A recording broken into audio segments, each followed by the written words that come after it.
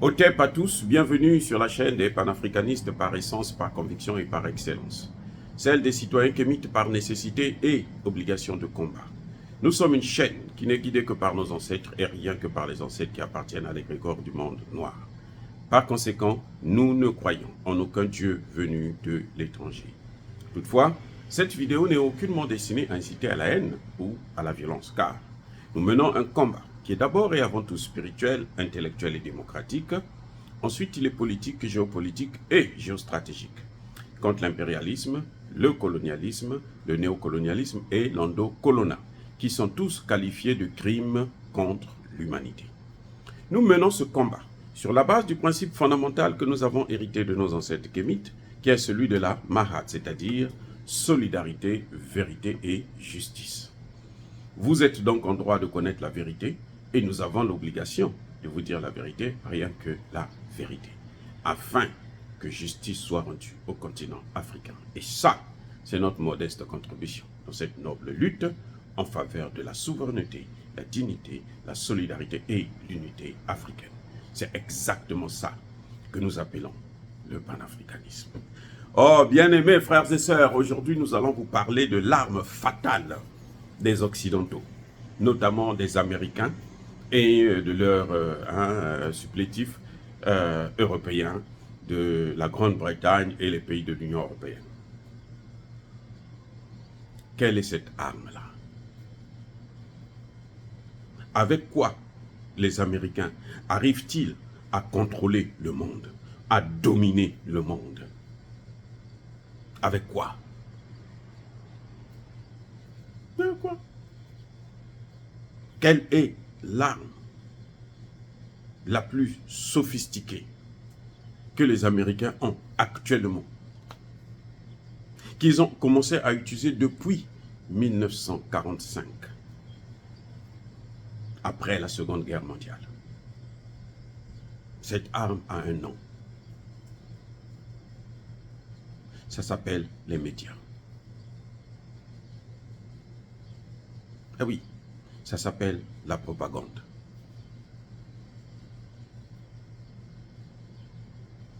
C'est l'arme fatale, le dernier cri, le dernier joker. Là où c'est bleu, tout le monde entier dit que c'est bleu et ils vont vous dire que c'est rouge. Là où c'est blanc, tout le monde voit que c'est blanc et ils vont vous dire que c'est noir. Là où quand il y a un problème qui n'est pas à leur avantage, ils ferment les médias comme si rien n'avait existé, rien n'a été vu.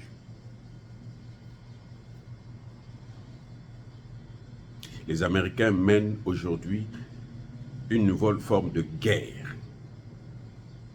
Mais je vous avais déjà dit ça depuis très longtemps, que les médias là, c'est ce qu'on appelle quatrième pouvoir. La presse, c'est le quatrième pouvoir. Donc après l'exécutif, après le législatif, après le judiciaire, vous avez les médias.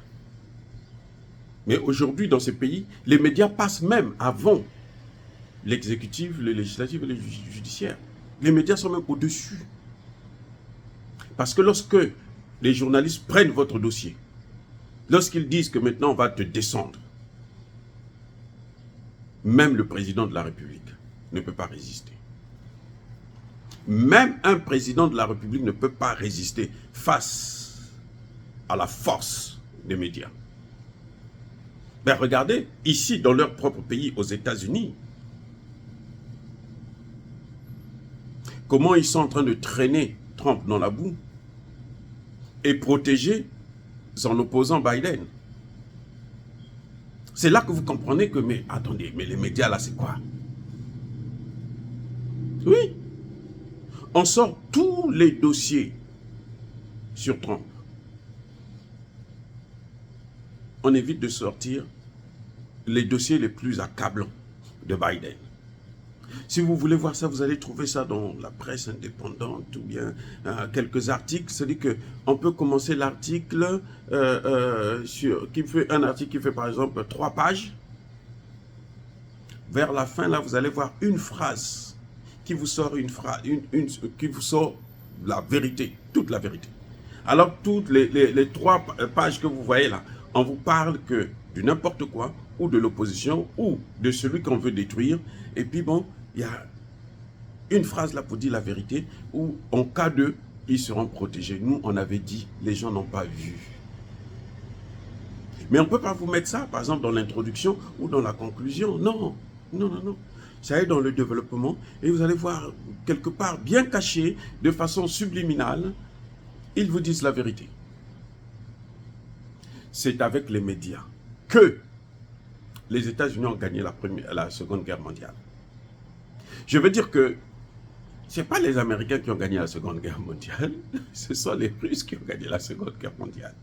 Ils ont perdu 26 millions de personnes. 26 millions de personnes. Les Américains n'ont pas perdu, ont perdu moins d'1 million. Même pas 500 000, 300 et quelques mille. Ils sont venus à la fin. Parce que quand ils ont vu que les Russes commencent à gagner la guerre, ils se sont dit non, non, non, non, non. Il faut que nous on prenne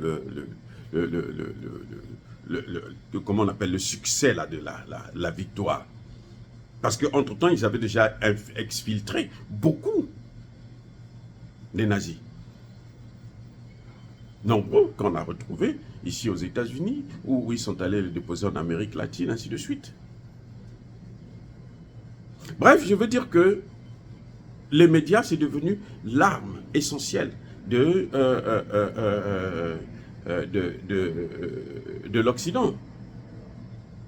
Aujourd'hui, l'Occident n'a plus besoin des chars et n'a plus besoin des hommes. Parce que quand vous envoyez des hommes, ils vont mourir là-bas. Les gens vont se rendre compte que, mais attendez, ça ne va pas. Donc ici, en tout cas aux États-Unis, lorsqu'ils voient qu'on est en train d'amener des corps américains, eh bien, ça énerve la population et tu perds ta cote de popularité. C'est ce qui est arrivé à George Bush. George Bush était très populaire. Mais quand on a commencé à voir des cadavres venir de l'Irak, de l'Afghanistan et autres, les gens disent non, ce type-là est en train de nous amener quelque part, là, ça ne va pas ça. Et ils ont trouvé une parade. Lorsque Obama est venu, lui, ce qu'il a fait, on l'a surnommé le président des drones. Le surnom de Obama, c'est le président des drones. Lui, quand il arrive, il dit, moi je n'envoie plus des gens, j'envoie des drones. Et les drones ont fait un massacre. On évalue à près de 20 000 personnes qui ont été tuées par Obama, à lui seul. Et lui, sa technique, c'était les drones. C'est vrai, il est allé en Libye, ce n'était pas les drones. Il est allé en Libye, il est allé en Côte d'Ivoire. Mais sa spécialité, c'était les drones. C'est lui qui est venu développer la guerre des drones au monde. Les autres ont compris, ils ont fait ça aussi. C'est ce que vous avez vu avec l'Iran qui a fabriqué les drones où, même si le drone n'atteint pas son objectif, le fait seulement de le détruire, là, les débris là font des dégâts. Oui, c'est ça avec le et le drone coûte moins cher. C'est parmi les moins chers au monde. Donc, cette arme des Occidentaux, c'est ça qui leur permet de continuer à faire la guerre en Ukraine. C'est-à-dire que nous avons des journalistes experts, des généraux experts qui ne vont jamais sur le terrain. Vous n'allez pas les voir sur le terrain. Hein. Vous n'allez jamais voir Bernard-Henri Lévy sur le terrain prendre l'arme et combattre. Non.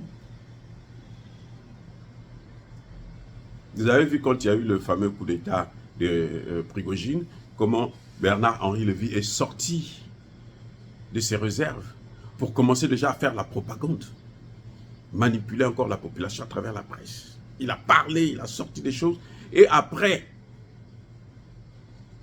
quand Prigojine a dit, ça y est, je continue plus, j'arrête.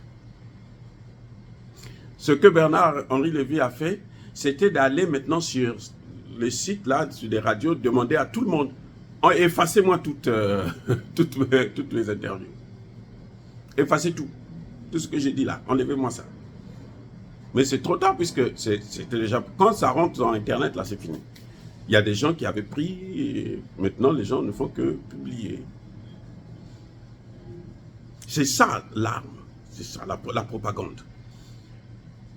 Vous voyez, les généraux français surtout, c'est les experts, parce que ici aux États-Unis quand même, vous trouverez, même s'il y a des gens qui le disent, vous trouverez des généraux américains qui vont vous dire que la guerre est perdue. On ne peut pas la gagner. La Russie ne peut plus reculer. Elle va atteindre tous ses objectifs avant d'arrêter cette guerre, d'une manière ou d'une autre. Ah oui, la Russie ne peut plus. Donc cette arme-là, c'est ça qui nous manque. La Russie avait commencé, Vladimir Poutine avait compris, il avait compris déjà. C'est pour ça qu'ils ont développé Russia Today et ainsi de suite, toutes ces chaînes russes-là qui ont commencé à faire la même chose. La Chine aussi a compris. La Chine aussi a maintenant ces chaînes qui font de la propagande, qui vont en Afrique, qui vont interviewer des experts, ainsi de suite, qui vous parlent, qui vous disent voilà ce qui se passe. Ils sont maintenant concurrencieux aussi dans ce domaine-là. Ils étaient d'abord dans l'économie, ils n'ont pas vu les Chinois venir, les Chinois les ont concurrencés et dépassés presque, ou déjà. Et vous avez vu les Russes qui les ont affrontés en Syrie. C'était le terrain d'essai que la Russie avait fait pour tester la guerre contre l'OTAN. Elle a réussi. Et puis voilà maintenant la réalité. Maintenant, ils sont aussi dans le domaine de la presse, des médias. Et ça, c'est ça le problème. Donc la guerre actuelle, c'est la guerre, l'arme actuelle fondamentale, c'est les médias, c'est WhatsApp, c'est Twitter. Comment faire la guerre sur WhatsApp? Comment faire la guerre sur Twitter? Sans perdre des hommes, sans perdre de l'argent, sans rien faire. La propagande. C'est ce qu'on est en train de faire dans les pays africains, notamment le cas le plus élogiant, c'est celui du Sénégal. On est en train de tester comment, regardez comment ils sont en train de faire la guerre au Sénégal, sur WhatsApp, sur Twitter, sur Instagram, YouTube, la guerre des médias.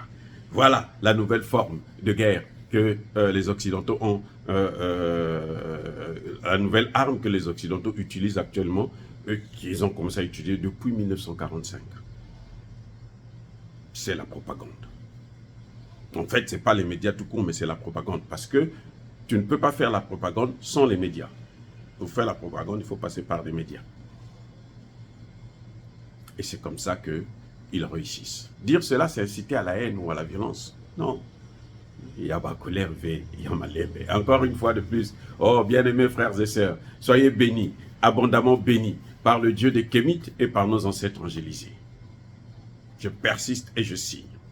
Mais tous ceux qui persécutent le continent africain, le pillent et le déstabilisent, qu'ils soient noirs, blancs, chinois, arabes, indiens, qui qu'ils soient maudits, punis, foudroyés, neutralisés, effacés, écrasés par ce Dieu des Kémites et par nos ancêtres angélisés. Vive l'Afrique éternelle, j'ai dit et j'assume.